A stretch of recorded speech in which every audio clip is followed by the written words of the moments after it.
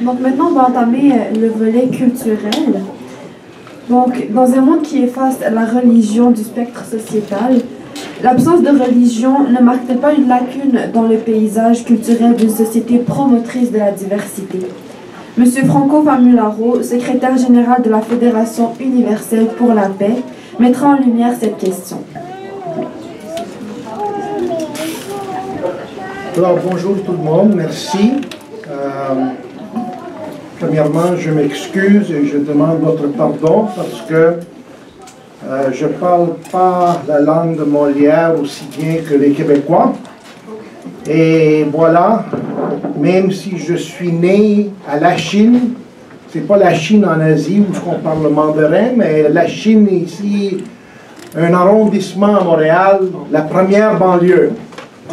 Je suis né là, mais mes parents m'ont enseigné la langue du sud de l'Italie, après l'italien, après le français et après l'anglais. Et j'étais 20 ans à l'extérieur de ce grand pays, alors j'ai perdu un peu de la langue québécoise. Mais je suis capable de communiquer avec le cœur. Et je veux vous parler de cœur à cœur. Ça va? Oui. Alors, ce thème est très important parce que, comme on voit, l'art et la culture se sont développés avec, au cœur de la société, la religion ou une philosophie de vie. Comme en Chine, il y a le confucianisme, au Japon, il y a le shintoïsme, et autres pays, il y a l'islam, le judaïsme, le christianisme, etc.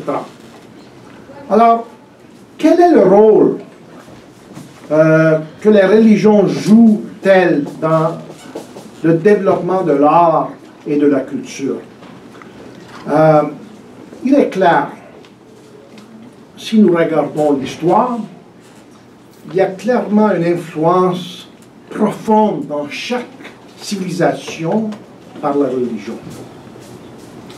Le grand historien britannique Arnold Toynbee a spéculé qu'il y avait entre 21 et 26 cultures majeures dans les anciens temps. Et chacun était influencé par quelque idée religieuse ou philosophique. Et nous trouvons aujourd'hui, après 10 ou 15 000 ans, peut-être plus, que les influences majeures au titre de religion se chiffrent 4, peut-être 5 aujourd'hui. Alors l'Occident, où ce qu'on est influencé majoritairement par le christianisme, le judaïsme et la pensée gréco-romaine.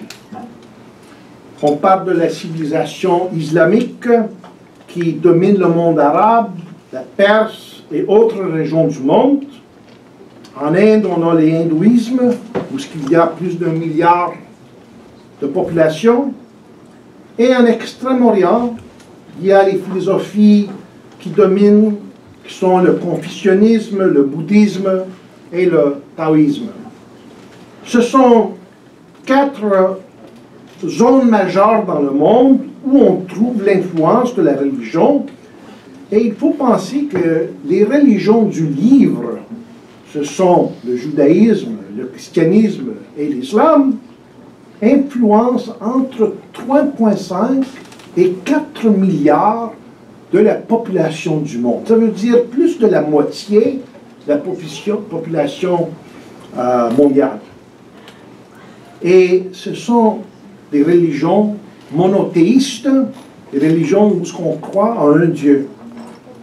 De plus, on ne peut pas éliminer l'influence des religions qui ne sont pas aussi connues que celles que je vous ai mentionnées et nommées. Il y a l'animisme en Afrique, le chamanisme en plusieurs pays orientaux. Il y a aussi les traditions indigènes des autochtones en Amérique du Nord et du Sud.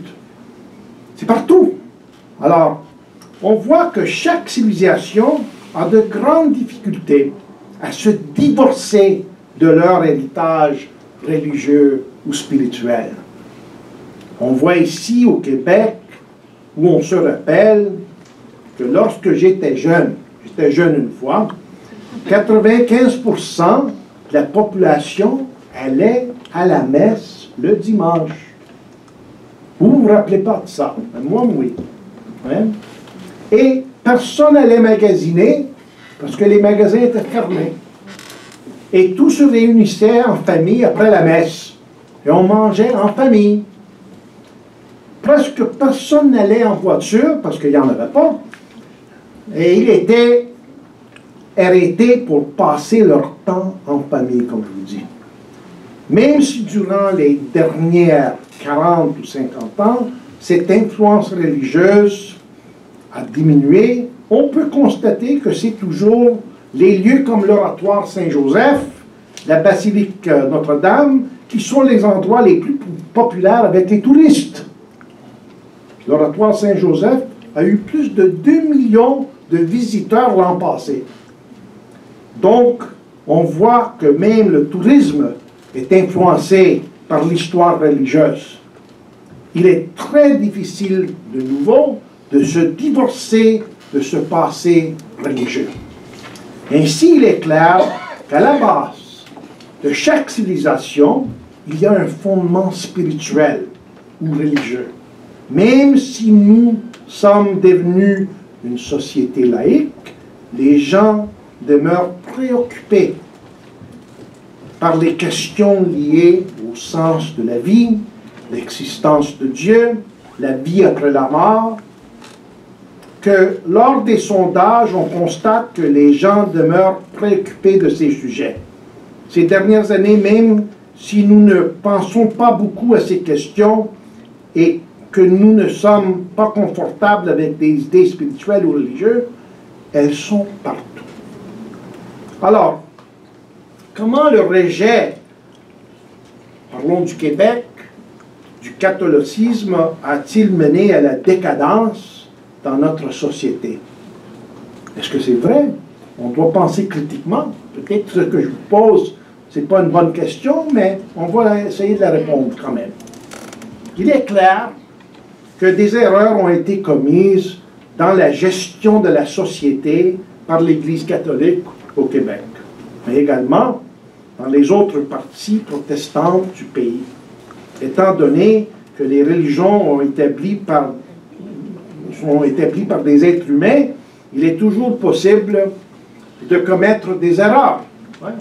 Parce que les religions, c'est des gens humains qui font la gestion de leur religion. L'Église ici au Québec contrôlait presque tous les aspects de la société, au niveau religieux, des écoles et même dans les hôpitaux. Pendant la Révolution tranquille, c'est passé dans les années 50, 60, 70, les gens ici se sont débarrassés de le contrôle et la société a été laïcisée. Alors, comment ont-ils étouffé le développement culturel et artistique? Ils ont repris le pouvoir sur ces aspects, surtout éducatifs et des soins de santé. Notre société était isolée de l'Europe, où il y a eu des révolutions, des Lumières, ainsi plusieurs développements qui ont eu lieu en Europe, nous ont échappé. On avait notre propre algorithme ici au Québec. On n'était pas sur Facebook dans ce temps-là, mais on était une société isolée. Alors, suite à la modernisation de notre société, nous avons constaté l'arrivée des influences américaines et européennes. Américaines, on parle des États-Unis. États-unisme, comme il a dit Will Prosper. Ouais? Grâce à l'expression des moyens de communication, comme la radio, la télévision et plus tard l'Internet, on voit donc que toutes les anciennes structures sont tombées. Nous sommes devenus une société décadente parce que nous avons perdu notre boussole.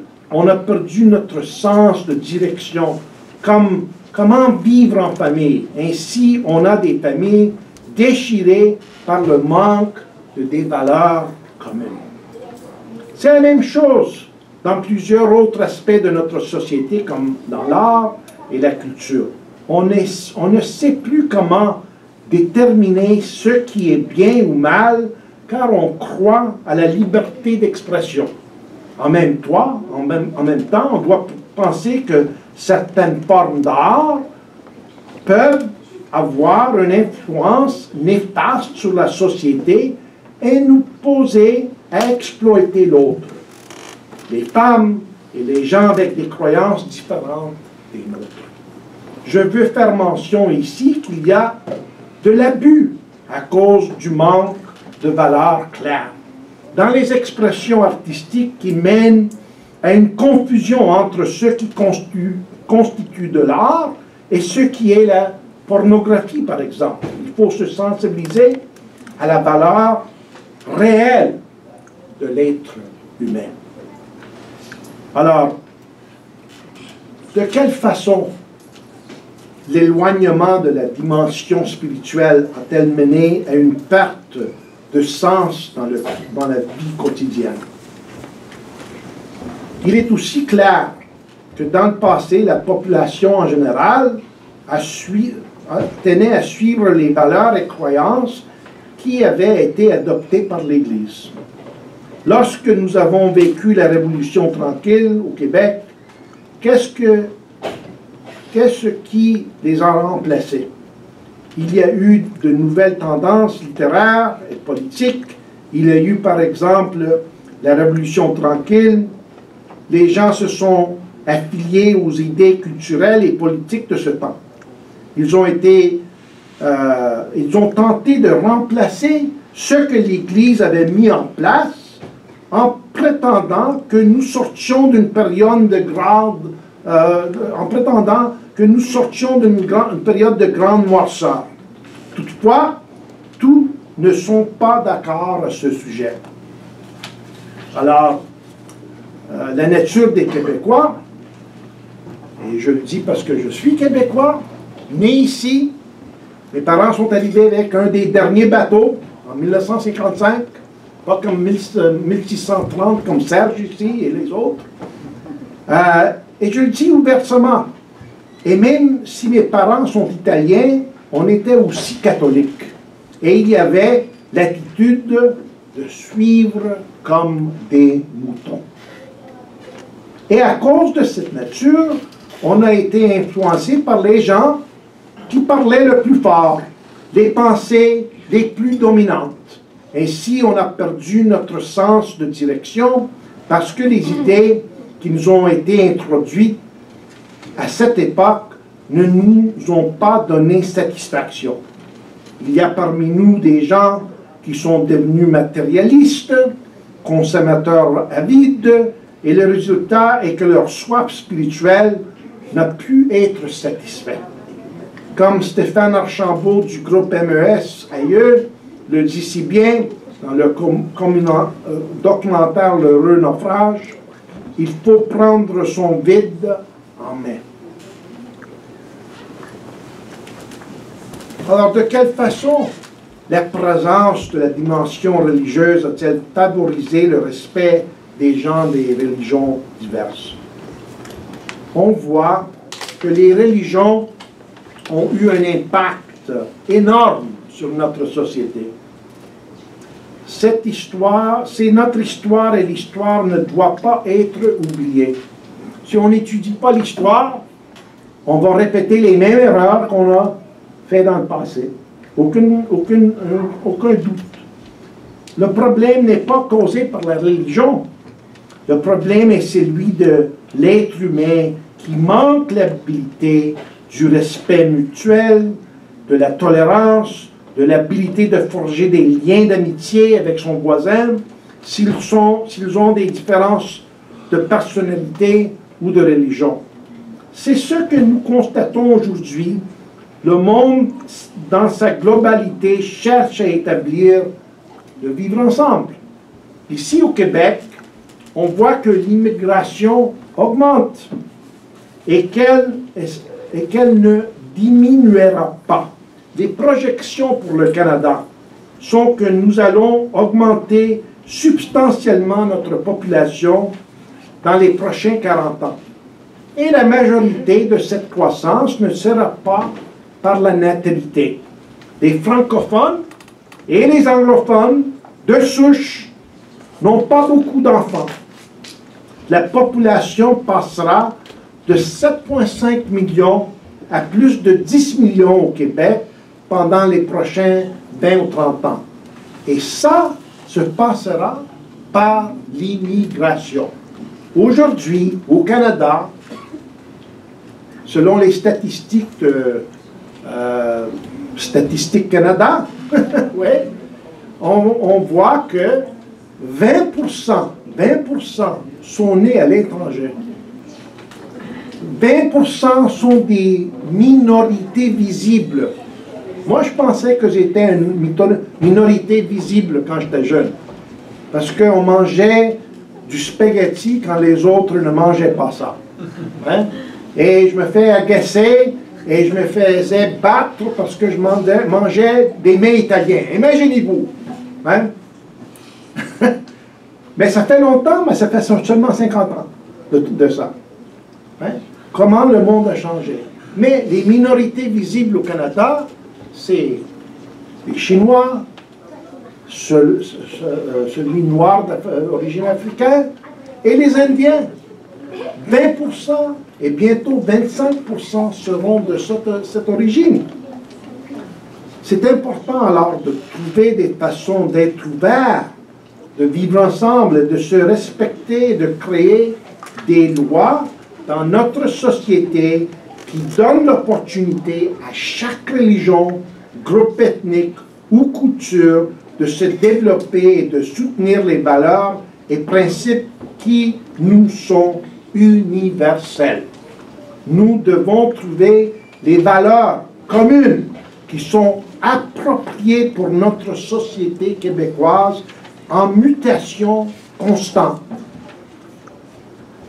La seule chose qui est constante, c'est le changement.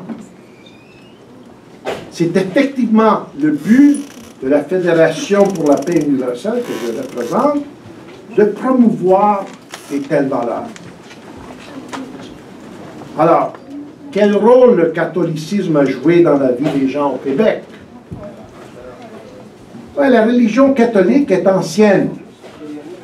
Selon la tradition, cette religion a commencé avec le martyre de Pierre sur la colline du Vatican. Ça fait 2000 ans. C'est la dénomination chrétienne qui a le plus grand nombre de croyants, plus d'1 milliard au monde. Et le christianisme en totalité en a plus de 2 milliards. On sait ici, la pratique a beaucoup baissé. Mais au Québec, environ 10% des catholiques assistent à la messe régulièrement. Et selon ce que j'ai appris des théologiens et des sociologues de religion au Québec, les francophones de souche ne sont que 3 à 4% à assister à la messe dominicale. C'est plate, hein? Alors, l'aspect qui est en croissance, c'est les personnes qui affirment ne pas avoir de religion. Dans les derniers sondages au Canada en 2011, les résultats de 2016 ne sont pas encore là. C'est 24% de la population qui dit n'avoir aucune religion. 24%. Et ce pourcentage ici au Québec est 12%. En fait, 82% des Québécois disent encore être chrétiens. Et la majorité s'identifie au catholicisme. Toutefois, la majorité de la population ne pratique pas. Alors, j'arrive à la fin. Hein?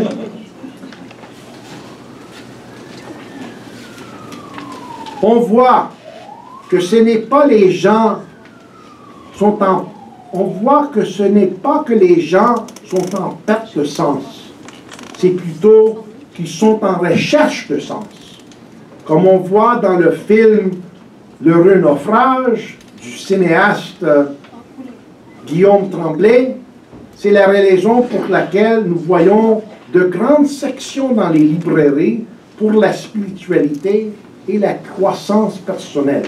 Allez-y dans les bibliothèques, vous allez voir. Même si les gens ne suivent pas le catholicisme de leurs aïeux, ils sont intéressés par ces sujets.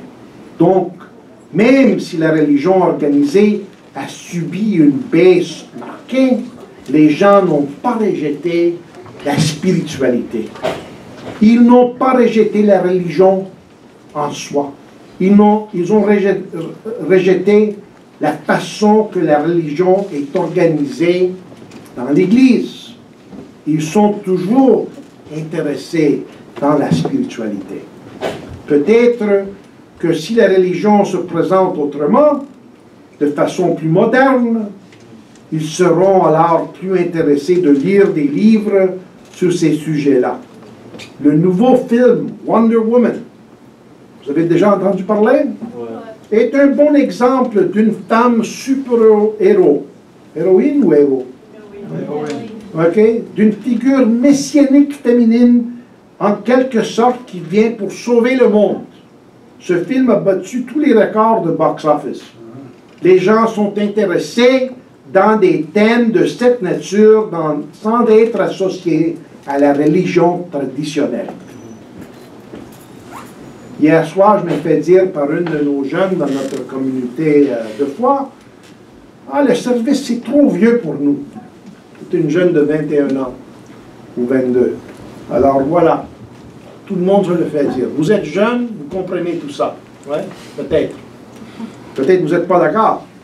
Alors, de quelle façon, pour finir, la diversité religieuse favorise-t-elle une culture québécoise plus riche et pleine de sens? C'est une tendance globale que nous voyons dans toutes les grandes et moyennes villes au monde. L'époque où nos sociétés étaient homogènes et s'identifiaient à une religion dominante, c'est passé. Et spécialement dans les grandes villes comme Montréal, Toronto, Londres, Paris et autres places. Alors, nous vivons dans un monde où les échanges entre peuples de croyances diverses sont monnaie courante. Il faut être patient et généreux entre nous. Même si nous avons des différences profondes, les valeurs que nous avons apprises, comme le respect, la tolérance, l'amitié et le pardon, sont à la base de l'amélioration de notre société. Alors, on n'a pas besoin de croire à une religion pour pratiquer ces valeurs. Notre société est en processus de croissance. Je ne peux pas vous dire si nous sommes à la phase de l'enfance ou adolescence, ou encore à la phase de crise de la quarantaine. Mais je peux vous dire que nous sommes dans une période où nous pouvons peut-être devenir encore mieux, atteindre un nouveau niveau de maturité. Alors, comment je vois ça? Je vois que le vivre ensemble, c'est quand des diverses communautés, chrétiens, juifs, musulmans, hindous, bouddhistes, travaillent ensemble, font des actions ensemble. Pourquoi on ne va pas nettoyer le parc ensemble? Pourquoi on ne va pas faire la collection de la nourriture pour les pauvres ensemble? Le problème des pauvres, le problème de celui qui sont drogués, le problème de ceux qui sont des problèmes familiales. Ce n'est pas un problème noir, blanc, rouge ou jaune. Ce n'est pas un problème chrétien, musulman, juif ou autre. C'est le problème de tout le monde. Pensez pas une minute que vous êtes unique chez les musulmans, que vous êtes critiqués dans les masses médias.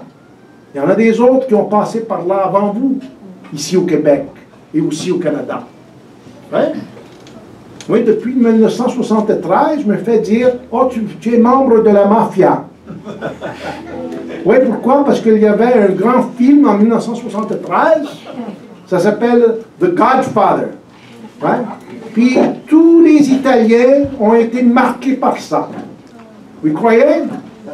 Ouais? Et aujourd'hui, tous les musulmans sont radicalisés, ils sont tous des criminels, ils sont tous violents.